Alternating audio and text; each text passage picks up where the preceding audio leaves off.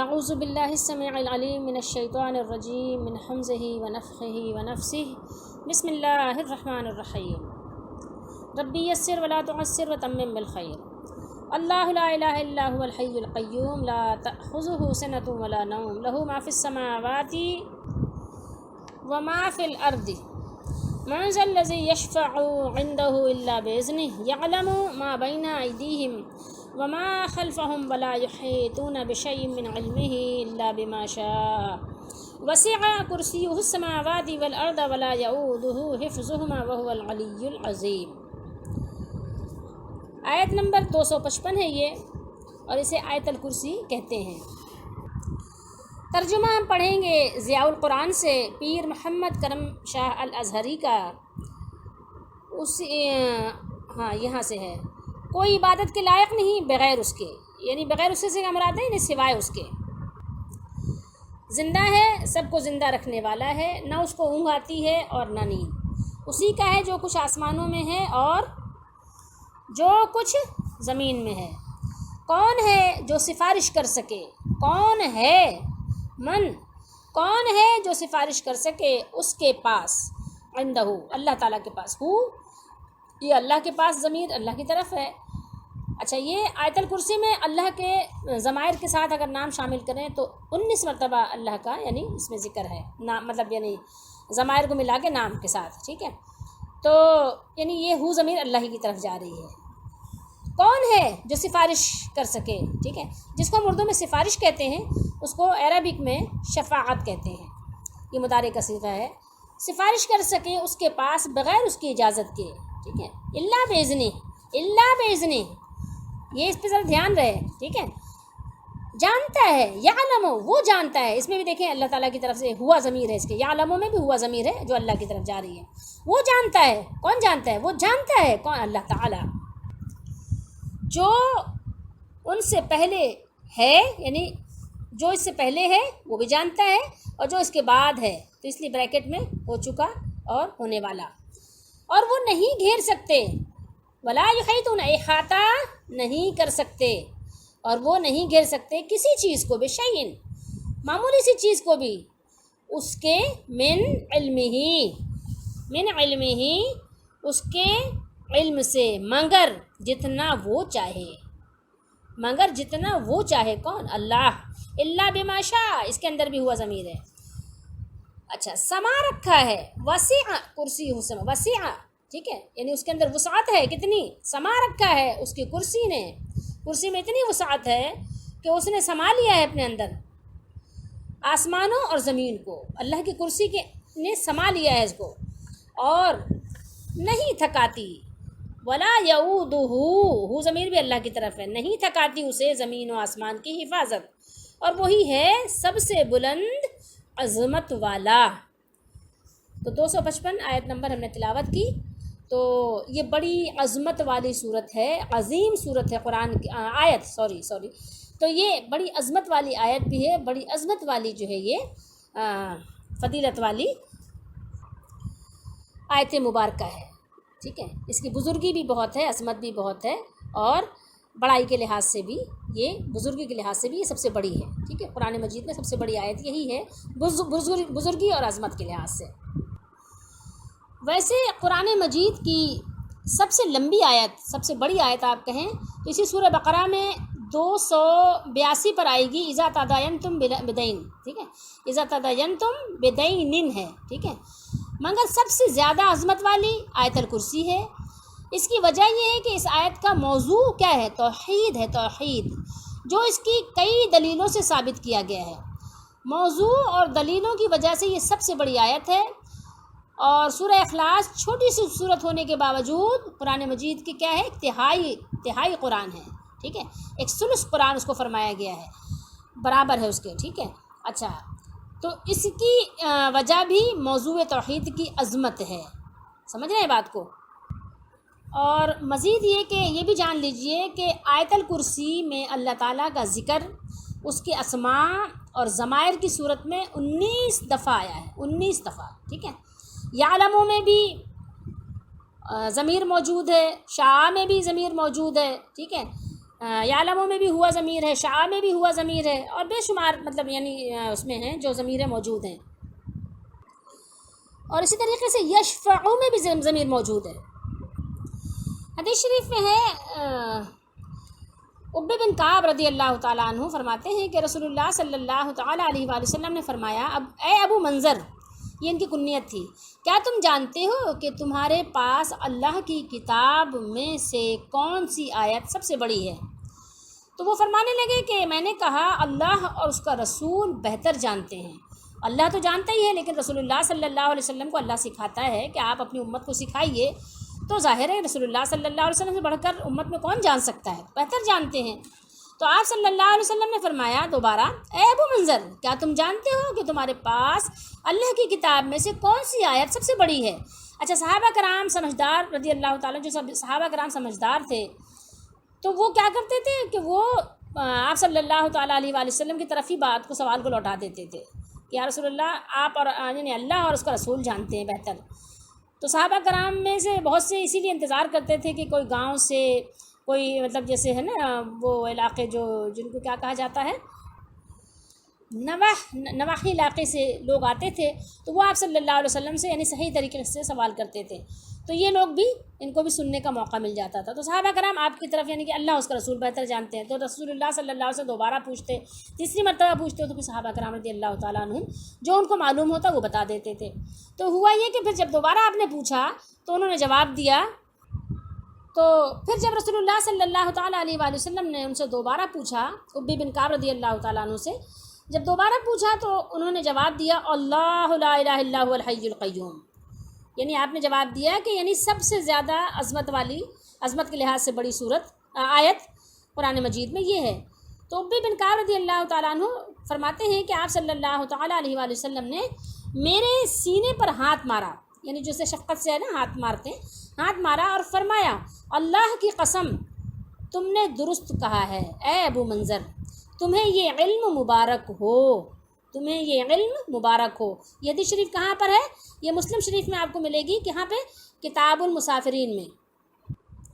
تو اس طرح ہمیں پتہ چلا کہ آیت الکرسی عظیم الشان آیت ہے. رسول اللہ صلی اللہ علیہ وسلم کی صحیح حدیث سے ثابت ہے کہ یہ کتاب اللہ کی سب سے بڑی، افضل اور عظمت والی آیت ہے. حضرت ابو امامہ رضی اللہ تعالیٰ عنہ سے روایت ہے کہ رسول اللہ صلی اللہ علیہ وسلم نے فرمایا، جو شخص ہر فرض نماز کے بعد آیت الکرسی پڑھے، اسے جنت میں داخلے سے سوائے موت کے کوئی چیز نہیں روکے گی. تو یہ کتنی بڑی فضیلت اور بزرگی ہے کہ ہر فرض نماز کے بعد آیت الکرسی کی تلاوت کر لیجئے. اس سے پہلے کہ آپ کوئی کلام کریں، اٹھ کے جائیں، اپنے کام میں مصروف ہوں، پہلے آیت الکرسی کی تلاوت کر لیجئے. حضرت امام بخاری نے صحیح بخاری شریف میں آیت الکرسی کی فضائل میں ایک بہت زبردست واقعہ لکھا ہے. تھوڑا سا مختصر کر کے ہم اس کو بتاتے ہیں، پھر اس کے بعد آگے چلیں گے. حضرت ابو ہریرہ رضی اللہ تعالیٰ عنہ بیان کرتے ہیں کہ رسول اللہ صلی اللہ تعالیٰ علیہ وآلہ وسلم نے مجھے رمضان کی زکوٰۃ، یعنی جو صدقہ فطر وغیرہ جو جمع ہوتا ہے رمضان میں آخری عشرے میں، تو اس کی حفاظت کے لیے مقرر فرمایا. تو رات کو کیا ہوا کہ ایک آنے والا آیا اور اس نے اپنے کپڑے میں جو کھانے پینے کی چیزیں تھیں بھرنا شروع کر دی، کپڑا تھا، تھیلا تھا، جو بھی. تو میں نے اسے پکڑ لیا اور کہا کہ میں تجھے رسول اللہ صلی اللہ تعالیٰ علیہ وآلہ وسلم کی خدمت میں پیش کروں گا.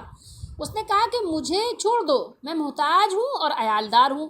عیالدار سے مراد یہ کہ بیوی بچے اور مطلب یعنی دیگر لوگ گھر میں ہوتے ہیں جن کے کھانے پینے کی اخراجات کی ذمہ داری میرے اوپر ہو.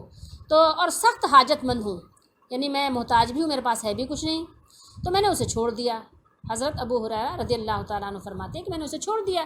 تو جب صبح ہوئی تو رسول اللہ صلی اللہ تعالیٰ علیہ وآلہ وسلم نے فرمایا، یا ابا ہریرہ ما فعل اسیرک البارحہ، کہ فرمایا کہ ابو ہریرہ رضی اللہ تعالیٰ عنہ اپنے رات کے قیدی کا حال سناؤ.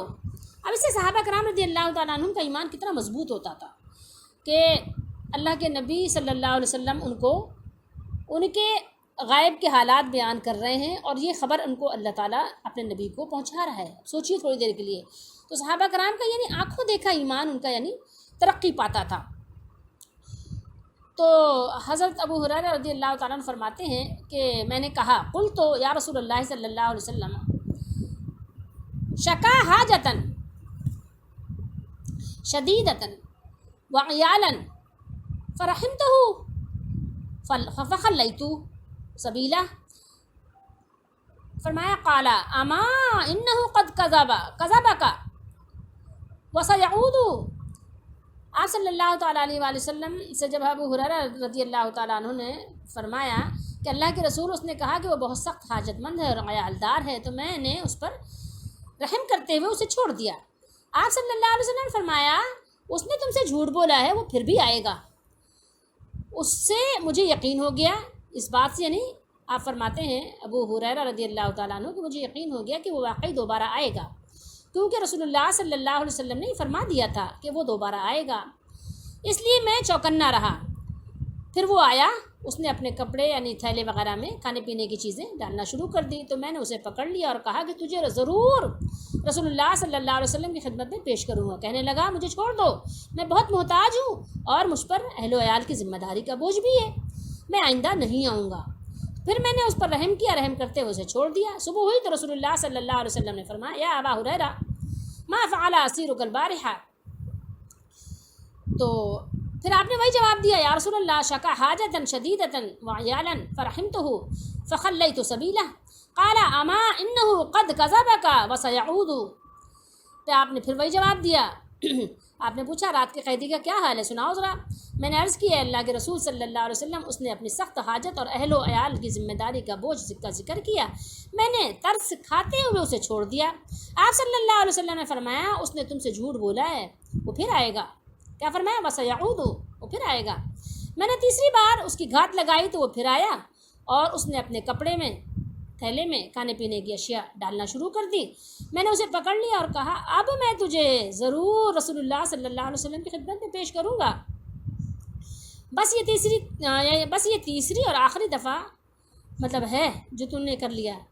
تو روز کہتا ہے کہ اب نہیں آئے گا، لیکن وعدہ کرنے کے باوجود پھر آ جاتا ہے. اس نے کہا مجھے چھوڑ دو. یہ حدیث شریف بہت طویل ہے لیکن میں آپ کو تھوڑا تھوڑا کر کے سنا رہی ہوں. میں تمہیں کچھ ایسے کلمات سکھا دیتا ہوں جن سے اللہ تعالیٰ تمہیں نفع دے گا. یہ کون کہہ رہا ہے؟ شیطان کہہ رہا ہے.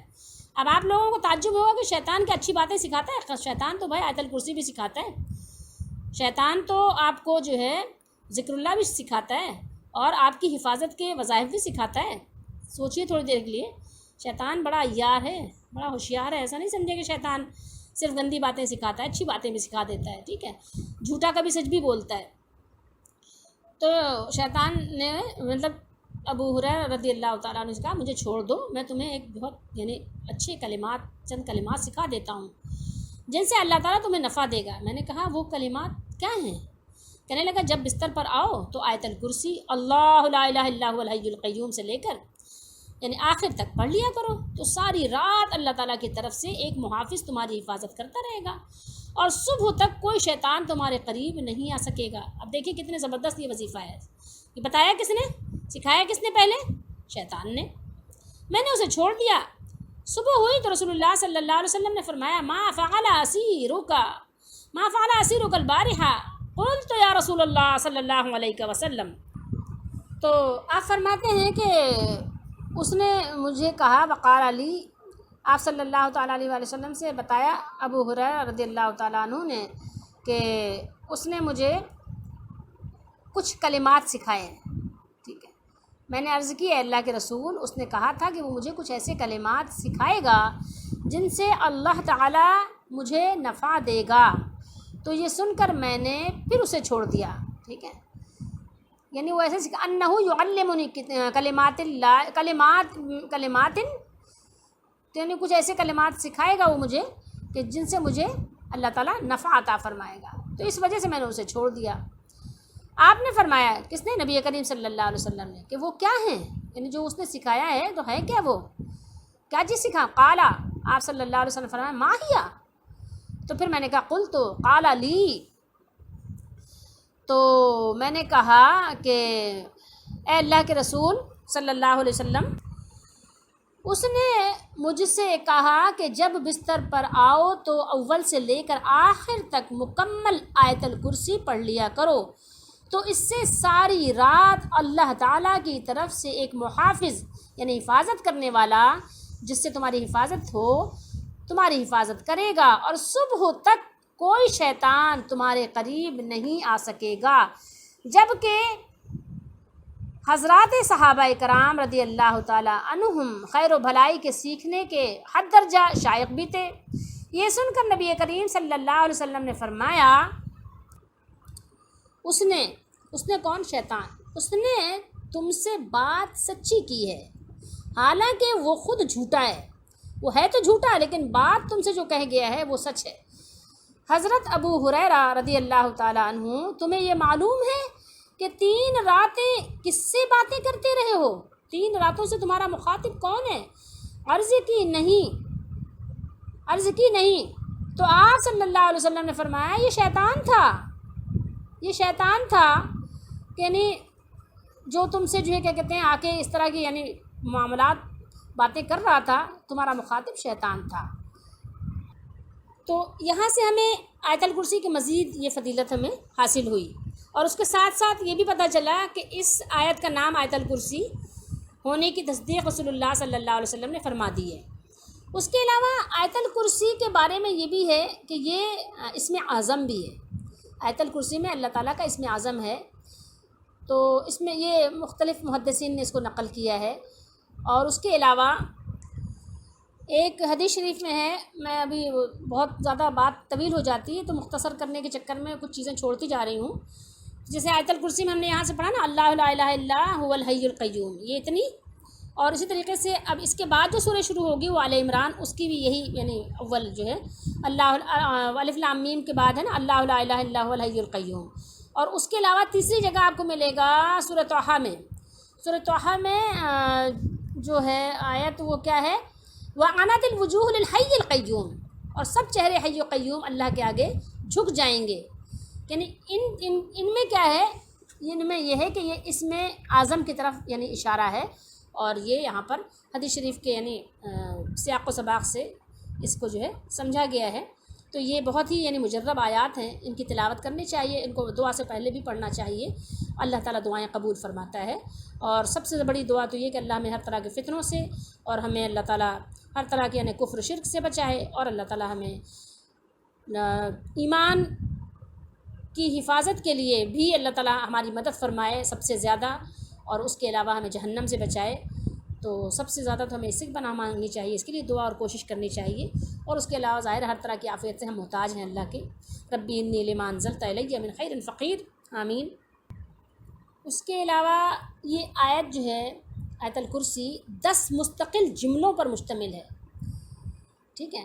سب سے پہلا یعنی اللہ لا الہ الا ہو، اللہ کیا ہے، وہ معبود ہے، وہ الہ ہے، وہ برحق یعنی الہ ہے، اس کے سوا کوئی نہیں ہے، نہ کوئی عبادت کے لائق ہے، نہ کسی سے دعا مانگی جا سکتی ہے کہ آپ میری یہ حاجت پوری کر دیں۔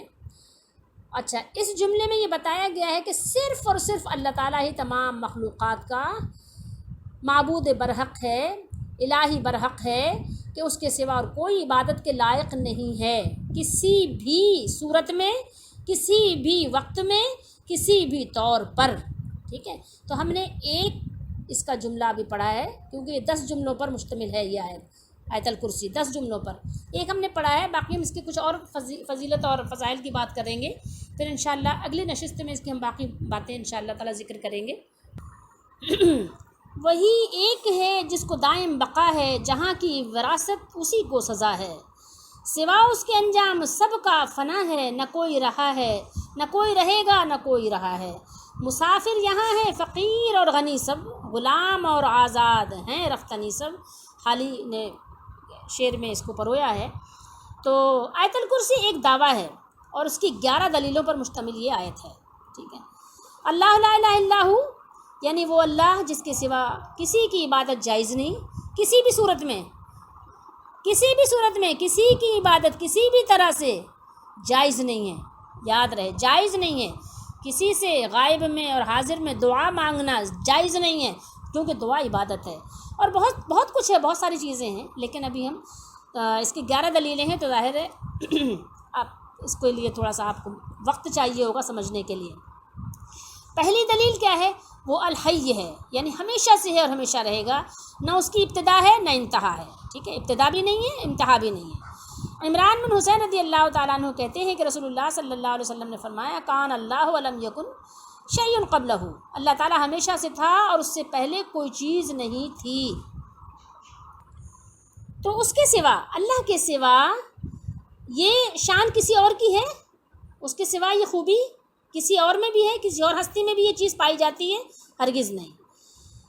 هو الحی لا الہ الا ہو، هو الحی لا الہ الا، وہی زندہ ہے، اس کے سوا کوئی معبود نہیں، اس کے سوا جس چیز کی عبادت بھی کی جاتی ہے وہ نہ ہمیشہ سے ہے نہ ہمیشہ رہے گی، ہر چیز موت کے آغوش سے نکلی ہے اور اسی آغوش میں جانے والی ہے۔ فرمایا کیف تکفرون باللہ وکنتم امواتا، تم کیسے اللہ کے ساتھ کفر کرتے ہو حالانکہ تم بے جان تھے، یعنی مردہ تھے۔ اور فرمایا اللہ تعالیٰ نے والذین یدعون من دون اللہ لا یخلقون شیئا وهم یخلقون اموات غیر احیاء، اور وہ لوگ جنہیں وہ اللہ کے سوا پکارتے ہیں وہ کچھ بھی پیدا نہیں کرتے اور خود پیدا کیے جاتے ہیں۔ وہ کیا کرتے ہیں؟ وہ خود پیدا کیے جاتے ہیں، مردے ہیں زندہ نہیں ہیں، وہ مردے ہیں زندہ نہیں ہیں۔ بہت سے لوگ کہتے ہیں بتوں کے لیے، تو بتائیے کیا بتوں پہ مردے کا اطلاق ہوتا ہے کیا بتوں کو ہم دفناتے ہیں کیا؟ زندگی موت کا اطلاق بتوں پر بھی ہوتا ہے؟ اگر ہوتا ہے تو ٹھیک ہے، ورنہ یہ کہ اس طرح کی یعنی بے سروپا باتیں جو ہے نا زیب بھی نہیں دیتی کسی عقل و شعور رکھنے والے کو۔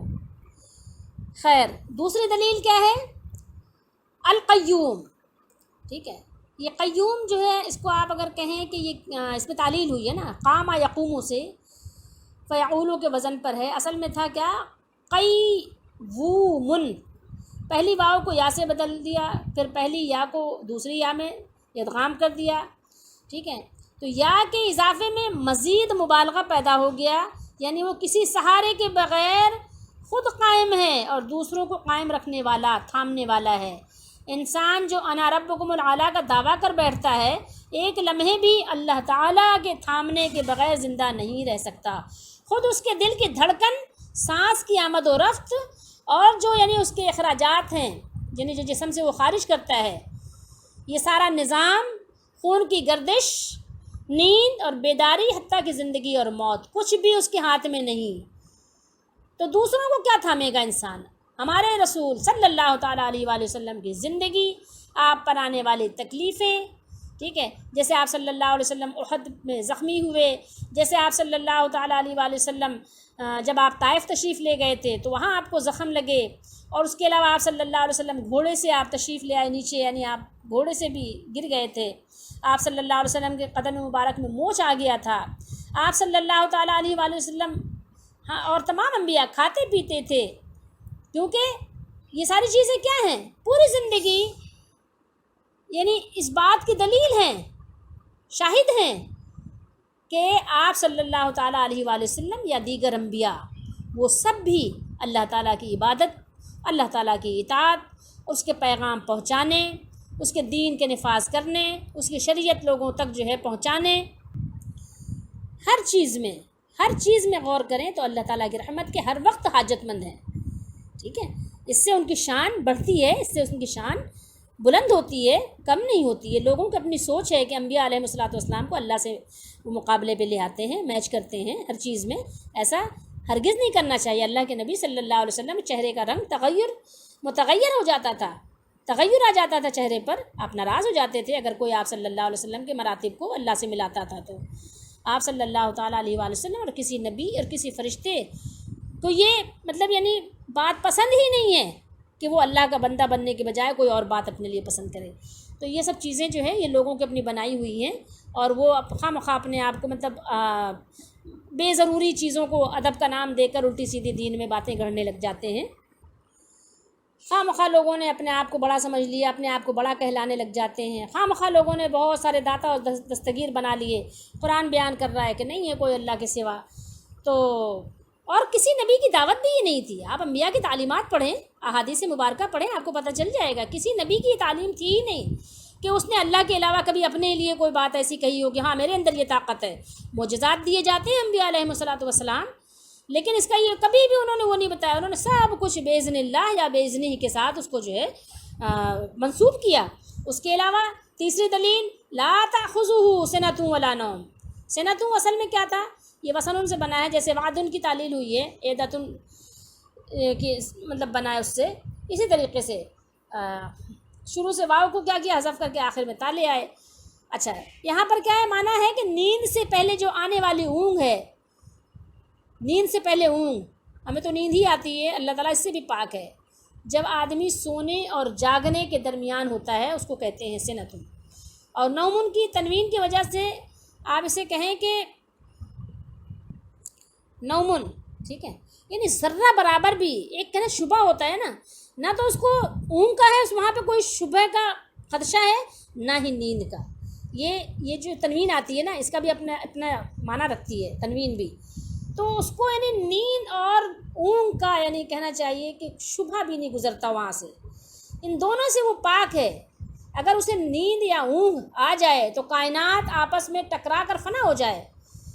اگر آپ کو تجربہ کرنا ہو تو تجربہ کر لیجئے، شیشے کا ایک گلاس کسی بہت سمجھدار بہت طاقتور کو دے کر کھڑا کر دیجئے رات بھر، ایک رات جگا دیں، دوسری رات اس کو کھڑا کر دیں، اندازہ ہو جائے گا۔ تو 3 دلیلوں کا ہم نے یہاں ذکر کیا، باقی انشاءاللہ تعالیٰ اگلی نشست میں ہم باقی دلیلوں کی بات کریں گے، اور جو 14 جملوں پر مشتمل ہے تو ایک جملے کی ہم نے بات کر لی، باقی 9 جملے جو ہیں وہ انشاءاللہ تعالیٰ نیکسٹ ہم اس کی بات کریں گے۔ لیکن ابھی ایک چیز سمجھنے کہ انسان اپنے آپ کو کچھ نہ کچھ سمجھتا ہے، کچھ نہ کچھ اپنے آپ کی تعریف میں رطب اللسان ہوتا ہے، لیکن وہ سمجھتا نہیں کہ میں ہوں کیا، میری حیثیت کیا ہے۔ کچھ نہ کچھ اپنے آپ کو سمجھتا ہے، میں تو یہ ہوں، میں تو وہ ہوں۔ بھائی آپ کیا ہو؟ آپ وہ ہو کہ سیلاب کا اگر ایک ریلا آ جائے نا تو اس میں بہہ جاؤ۔ ایک بلاک اگر آپ کے سر پہ گر جائے نا، ایک بلاک، تو آپ کا سر پھٹ جائے، پاؤں پہ گر جائے تو ہڈیاں 2 چورا چورا ہو جائیں یا 2 ٹکڑے میں تقسیم ہو جائیں۔ اگر آپ چھت سے 10 جو ہے فٹ اونچی چھت ہو، بغیر کسی سہارے کے نیچے نہیں آ سکتے۔ آپ ہو کیا؟ کچھ بھی نہیں ہو۔ ساری طاقت جو آپ کے اندر ہے وہ اللہ کی دی ہوئی ہے، جب تک چاہتا ہے، جتنا چاہتا ہے، ٹھیک ہے، جس قدر چاہتا ہے، جتنے وقت کے لیے چاہتا ہے وہ آپ کو طاقتور رکھتا ہے۔ ورنہ انسان کیا، ایک بیماری بخار تیز ایک ہفتہ چڑھ جائے انسان کو بوڑھا کر جاتی ہے۔ انسان ہے کیا؟ اس کے وقت کیا ہے؟ اس کی حیثیت کیا ہے؟ خواہ وہ اللہ تعالیٰ کے مقابلے پر آتا ہے جو حی ہے، قیوم ہے، جسے نہ اونگ آتی ہے نہ نیند آتی ہے۔ آپ دنیاوی بادشاہ سے اللہ کی مثال دیتے ہو، دنیاوی بادشاہ تو بیچارہ سو جاتا ہے، ہر وقت تو آپ کی فریاد سن ہی نہیں سکتا، لیکن اللہ ہے کہ نہ دن میں نہ رات میں جس وقت پکارو سنتا ہے۔ تو کبھی آپ نے تصور کیا آپ کے جسم کا جو نظام ہے کسی زبردست طریقے سے اللہ تعالیٰ نے اس کو بنایا ہے۔ اب آپ دیکھیں کہ آپ کے جسم کے اندر ابھی بقرعید کا مہینہ گزرا ہے، قربانیاں ہوتی ہیں، بکرے ذبح ہوتے ہیں، بکریاں ذبح ہوتی ہیں، دیگر جانوروں کو چھوڑتے ہیں، بکریوں سے انسان کو تشبیہ دی جا سکتی ہے اس لحاظ سے کہ قد و قامت کے لحاظ سے اور وزن کے لحاظ سے تقریباً ایک جیسے ہی ہوتے ہیں۔ مطلب ایک چھوٹا بچہ، مطلب ویسے ہمارا وزن تو زیادہ ہوتا ہے، 50 کلو کے ہوتے ہیں، 48 کلو کے ہوتے ہیں، 55 کلو کے ہوتے ہیں، یعنی ایک نارمل انسان ویسے زیادہ بھی وزن ہو جاتا ہے۔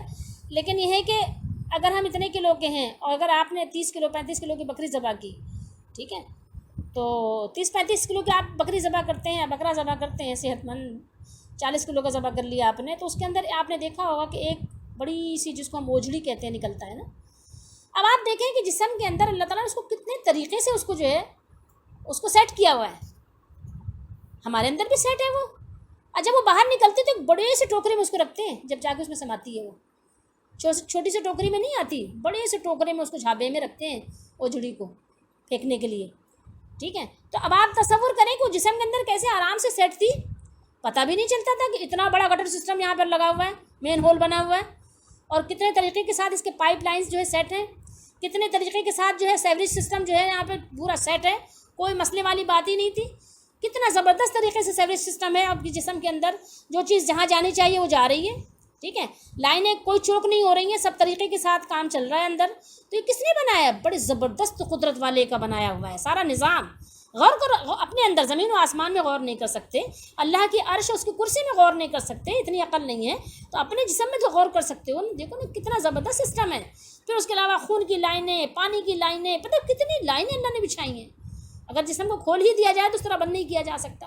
ایک بکری بکرا ذبح کر کے آپ دیکھ لیں اس کا سسٹم کیا ہے زبردست طریقے سے، دل کے ساتھ کلیجی کے ساتھ پھیپھڑے کے ساتھ وہ پانی کی لائن، اور پھر وہ سانس کی لائن، اور پھر کھانے کی لائن. یہ زبردست طریقے سے ایک سسٹم چل رہا ہے. کبھی غور کریں، آپ دیکھیں تو صحیح. کون ہے جو مقابلے پہ آئے اللہ تعالیٰ کے؟ کون دعویٰ کرے انا ربکم الاعلیٰ؟ تو بہت بڑی بات ہے، کسی نے کہہ دی، فرعون جیسے لوگوں نے. لیکن اس کے علاوہ بھی کوئی مقابلے نہیں کر سکتا اللہ تعالیٰ سے. کیسے کر سکتا ہے کوئی دعویٰ؟ وہ تو حی و قیوم ہے. یہ دنیا کا بادشاہ تو سو جاتا ہے، بیمار ہو جاتا ہے، تھک جاتا ہے، گھبرا جاتا ہے، پریشان ہو جاتا ہے، ٹینشن ہو جاتی ہے اس کو. تو 100 طرح کے مسائل اس کے ساتھ ہیں، 100 طرح کے. بیوی کو ٹائم دینا، بچوں کو ٹائم دینا، گھر کو ٹائم دینا، گھر دیکھنا، یہ دیکھنا، وہ دیکھنا، ملازموں کو دیکھنا، رعایا کو دیکھنا، فوج کو دیکھنا. اللہ تو اس سے پاک ہے. اب کیسے کوئی مثال دے سکتا ہے کہ وہ بھائی دنیا کا بادشاہ ہے، سارا کام خود نہیں کر سکتا، تو اپنے امپلائی رکھتا ہے، یہ کرتا ہے، وزیر ہوتے ہیں، مشیر ہوتے ہیں. وہ تمہارے بادشاہ محتاج ہیں، وہ بادشاہوں کا بادشاہ نہیں محتاج ہے. اس نے اگر کسی کی ڈیوٹی لگائی بھی ہے تو محتاجی اس کی وجہ سے نہیں لگائی، نعوذ باللہ استغفر اللہ. پاک ہے وہ، سبحان ہے، سبحان. کبھی غور تو کرو کہ کیا زبردست اس کا سسٹم ہے. انسان تو وہاں تک اس کی عقل ہی نہیں جا سکتی. تم اللہ تعالیٰ کے بارے میں مت سوچو، تم بس اس کی کائنات، اس کے جو صنعت ہیں اس کے بارے میں سوچو. یہ زبردست انسان کو ایک چلتی پھرتی فیکٹری بنا دیا. تصور تو کرو، تھوڑی دیر کے لیے سوچو تو صحیح. تو یہ چیزیں ہیں وہ غور و فکر کرنے کی. تو یہ آیت الکرسی بڑی فضیلت والی، عظمت والی، بزرگی والی آیت ہے. اس کی تلاوت کیا کریں، پڑھا کریں، اور ہر نماز کے بعد پڑھا کریں، اور صبح و شام بھی پڑھا کریں. اللہ تعالیٰ ہمیں قرآن مجید کو سمجھنے کی توفیق دے، اس پر عمل کی توفیق دے، اس کو پھیلانے کی توفیق دے، اور ہمارے عمل کو اللہ تعالیٰ اپنی بارگاہ میں قبول فرمائے، اور ہمارے گناہوں کو معاف فرمائے. آمین.